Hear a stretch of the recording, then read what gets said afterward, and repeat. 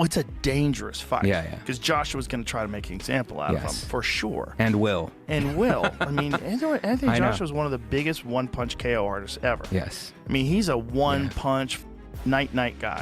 Yeah. Wade, if Jake Paul gets knocked out, will his career be over? Buddy, his life may be over if he gets knocked out by AJ, because that dude put Francis Ngannou flat on his back, and I had never seen Francis Ngannou hurt before. Again, I don't think this is a proper. I don't think that I would ever consider having a debate about whether Anthony Joshua versus Jake Paul is a proper fight between two bona fide champions. I think Jake Paul is someone that's creating a lot of opportunity for himself and using sport as the anchor for it. And will I watch it? No. And do I value it? No. Joe Rogan warns that Jake Paul is stepping into extremely dangerous territory by even considering a fight with Joe Rogan warns that Jake Paul is walking into extremely dangerous territory by even entertaining a fight with Anthony Joshua.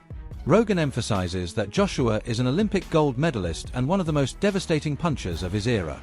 He believes Joshua would try to make an example out of Jake. God, if he beat Anthony Joshua, good Lord.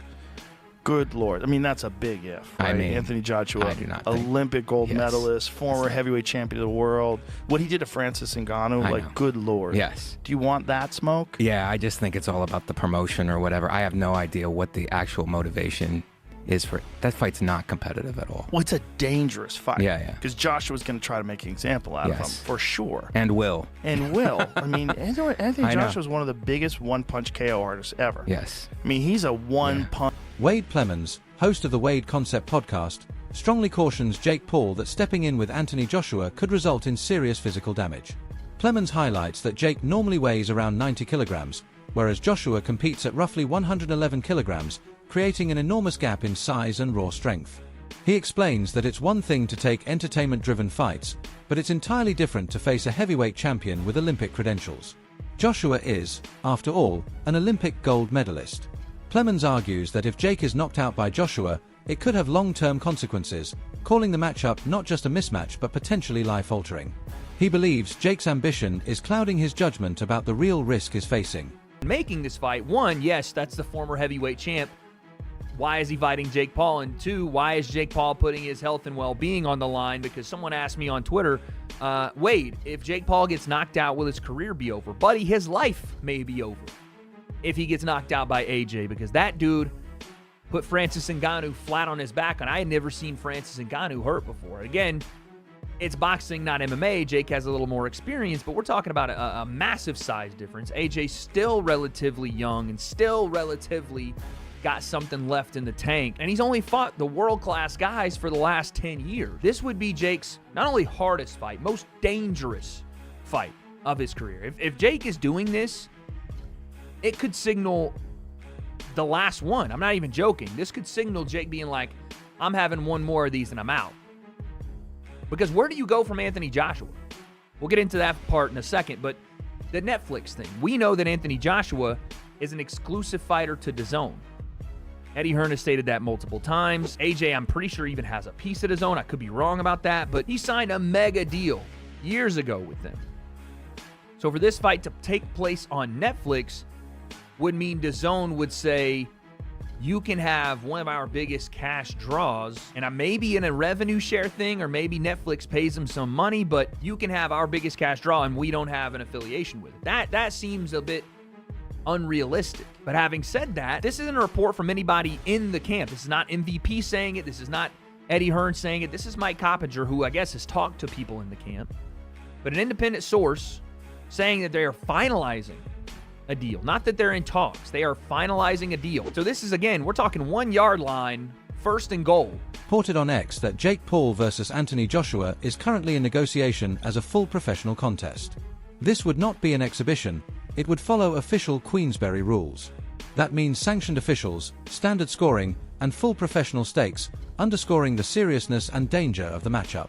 Rumors of the fight being finalized for December are spreading quickly, yet Eddie Hearn, Joshua's longtime promoter, says the talk is premature and that no contracts are signed. He suggests much of the reporting is speculation. Meanwhile, Ariel Helwani believes that the level of discussion around the fight indicates that something is happening behind the scenes. Helwani says that when speculation grows this widespread, it often points toward a real event developing, perhaps by year's end or early next year. Despite Hearn's caution, Helwani remains convinced the fight could materialize sooner than expected. Are finalizing a deal for a heavyweight fight on Netflix in December in Miami. Sources tell Ring Magazine. Paul steps up massively to fight the former heavyweight champion after his exhibition with Gervonta Davis was canceled. Major props to Paul. So there you have it. In the midst of all this, I did reach out to Eddie Hearn, as did Gareth, and he said, "We have spoken, but nothing close, and I doubt he would be so crazy." He being Jake. I then asked him, "Would you say this report is premature?" He said, "Absolutely." And then I said, "Can I attribute this to you?" And he said, "Yes." And so, what do we make of this, guys? Do we think there's smoke to this fire? PT, what do you think? You think this is something that could actually happen? This would be within the next month, right? This would be sometime between now and probably December 19th or so, in that time frame. What do you think? I think it's a huge fight. You know, I didn't expect this at all. Usually when Jake is in a fight, the odds feel like they're stacked very much in his favor. This is the complete opposite of that. I'd very much agree with Gareth A. Davis' take, which was I'd expect Joshua to obliterate him in a boxing match. I mean, look what Anthony Joshua did to Francis Ngannou before that Dubois fight. Like, I mean, it was a completely different affair than the Tyson Fury fight. I think, having heard Eddie Hearn's update and having looked at that tweet again, it feels like boxing's equivalent to the old in the works reporting that we used to see in MMA an awful lot, right? Like when we weren't quite sure, maybe one side had verified that this fight is happening, but you can't get the other side to commit, and it's in the works. It's a huge fight. The one thing I will say is, why would you want that out there? Why would the Ring report this? Why would someone give them that information if it wasn't going to happen? Now, because everything else pales in comparison to this, as far as I'm concerned. Every other fight that they had perspective or potential, I don't think it's as big as Anthony Joshua. So I don't know. This isn't a ring fight, right? This isn't a ring fight. Anthony Joshua is tied to DAZN. Anthony Joshua has a relationship with Turki Al-Sheikh in Riyadh season. The ring is owned. MMA Fighting shared Leon Edwards' reaction on X, where the UFC welterweight champion commented on the Jake Paul versus Anthony Joshua rumors. Edwards said that if AJ doesn't knock Jake out within 1 or 2 rounds, then something must be fixed. His remark reflects the enormous gap in skill, power, and experience between the two men. Edwards is essentially saying that Joshua overpowering Jake is the only reasonable outcome.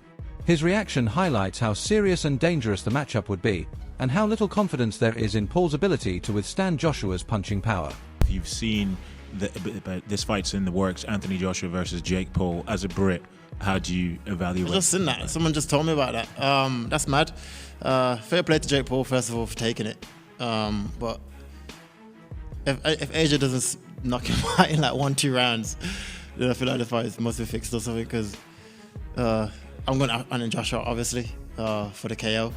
So yeah, when is it, you know? It's going to be next month they're working towards. Oh yeah, sick. Yeah, I'm going AJ for the win. Francis Ngannou, the former MMA heavyweight champion turned boxer, once faced Anthony Joshua and suffered a devastating knockout. That defeat proved Joshua's power is very real and that his heavyweight precision is no exaggeration. Jake Paul had previously discussed fighting Ngannou, which was already a huge gamble given Francis's reputation. But now the conversation has shifted to Joshua, who represents an even more dangerous challenge. Jake is now eyeing a fighter who not only knocked out Ngannou but consistently shows that his combination of size, speed, and technical skill makes him a destructive heavyweight force. In short, Jake is chasing a man who decisively defeated someone as dangerous as Ngannou, a move with massive upside but enormous risk. Earlier, talk centered around Jake Paul versus Ngannou, but Francis publicly declined, calling the idea disrespectful and saying he wouldn't waste time fighting a crossover influencer. With Jake, and everything's wrong with Francis. He can go with Francis. So now all of a sudden you start satisfying both ends of this. Okay. So when that falls through, the rumor is that Francis and Jake are still in talks. Even though Francis did not come through on the event he was offered and the date he was offered, MVP and Netflix may be willing to reschedule everything and still make him part of it. And Francis' big statement was just, hey, this doesn't make sense. No, it's not what I'm looking for. Doesn't make sense. Okay. That's not my business. I can't be mad at Francis for that. That just cost Francis a once-in-a-lifetime opportunity. That just cost Francis life-changing money. I can't be mad. If I'm mad at Francis, then I got my way. He cut off his nose to spite his face. I can't be mad at him. He's already been punished. What good does it do me to be mad at him? All right. Well, then you bring in Joshua. Joshua shows you how it's done, right? Joshua and Francis are not remarkably comparable. I mean, not only did they box, they're not remarkably comparable, but in the world of boxing and just the accomplishments. I mean, you take Joshua Ben's an Olympic finalist, for goodness sakes, right? Just like lifelong, very well known. Multiple generations of boxing ties. You know, go all the way back to Klitschko. Go all the way back. You couldn't go before Klitschko was there first, but you go all the way back to Klitschko. Anything that has ever happened in the sport of boxing says you can tie Joshua to. And he's a professional, and above everything else, he's a real boxer. So if he is to say something makes sense, then it makes sense. Right? If you have Joshua's opinion of does this make sense to... Now, none of us know what sense mean. We don't even know if he's spelling it with an S or a C. None of us can define or tell you what this means. It makes such little sense that Francis can't even tell you why it doesn't make sense. But again, I can't be mad at Francis. He already pissed down his own leg. So, but if you could have Francis's opinion of what in the world of boxing or combat or money or business or sport makes sense, like Francis's level of success is not remarkably... Anthony Joshua and Jake Paul in December.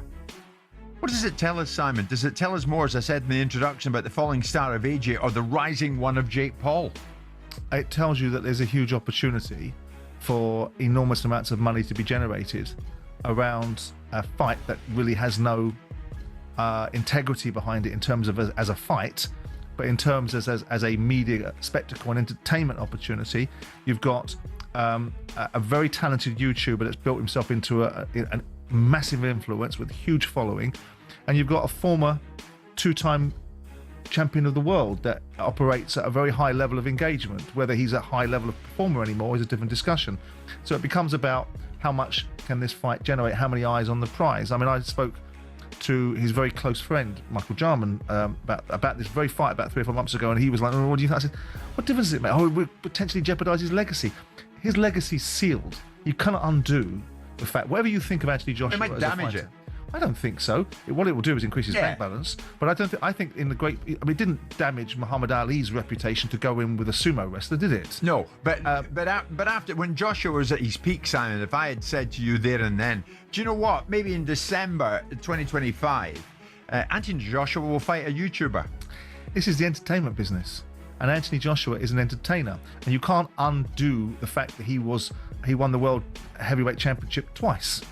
And he fought in some great fights. So why does he need this? Because he's in the business of entertainment. And if an opportunity is presented to him and someone wants to say that we can monetize this to the huge levels that are potentially available, why wouldn't you? It's a walk in the park. You see, you're not having Saturday night. Because I know many people... Tony Bellew, former WBC cruiserweight champion and now a prominent boxing analyst, voiced strong opposition to the proposed fight. Bellew said, "I won't believe this until they are both standing in the ring." He stresses that boxing is a disciplined sport with safety systems for a reason, not a spectacle built on mismatches arranged for views and profits. Bellew argues that size, experience, and heavyweight power all matter, and Jake Paul has not developed the foundation required to face someone like Joshua. He insists that before any deal is made, promoters and sanctioning bodies must ensure safeguards for the less experienced fighter, in this case Jake, rather than expose him to unnecessary danger. Many analysts across podcasts and media platforms have described the matchup as dangerously irresponsible. They point to the vast difference in experience, power, ring intelligence, and physicality. They argue Jake may believe he can win, but he fails to understand that Joshua hits with genuine knockout force, controls distance, sets a punishing pace, and has spent his career surviving elite heavyweight battles. The consensus is that Jake is delusional if he thinks he can absorb Joshua's punches or last the distance. Unless somebody wants to kill Jake, does someone want to kill Jake Paul? The move is bizarre, And I can't help but feel like this calculated gamble is going to go horrendously wrong. Whoa.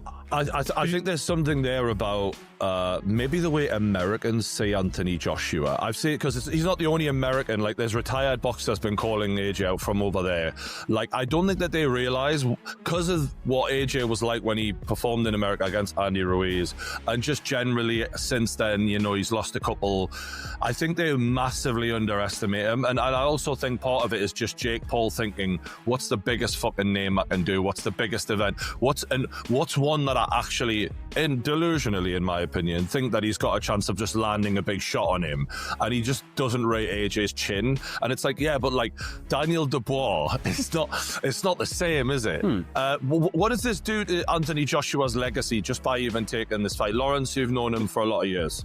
To be honest, that's who I'm focused on. I don't really care about Jake Paul. I'm just thinking, you know, AJ needs to get himself back on track after that devastating defeat to Daniel Dubois. Why is he concentrating on Jake Paul? Like, he doesn't need him on his radar. He needs to be focusing on real fighters. And in terms of legacy, I mean, yeah, he's an active fighter. When your career's done, finished, have those type of fun fights. But right now, it makes zero sense to me. So it's just frustrating for me, to be totally honest. That's the mistake that you're making, though, Loza, because you think he's still an active, he's semi-retired.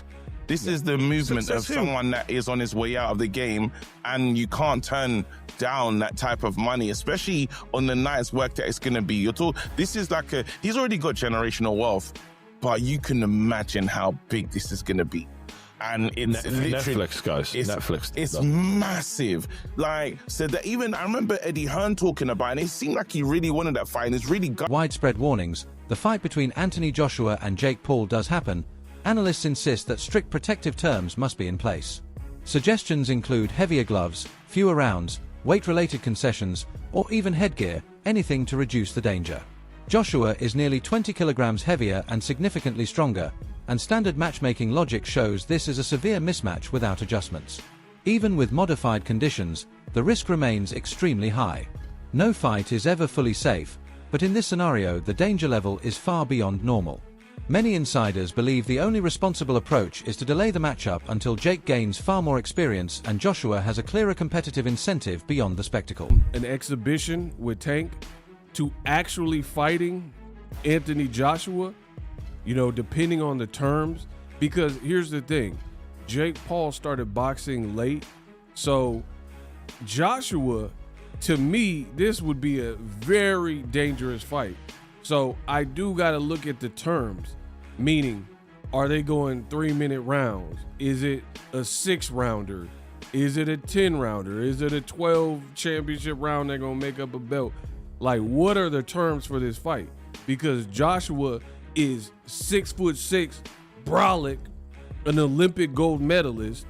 So that's biting off a lot. So for me, I gotta first see the fight actually come into fruition, not just like, oh, reports. Because Ring has previously reported Virgil Ortiz and Jerron Boots Ennis verbally agreed and the deal is expected to be signed. And it gets clicks and people get hyped up, people get excited.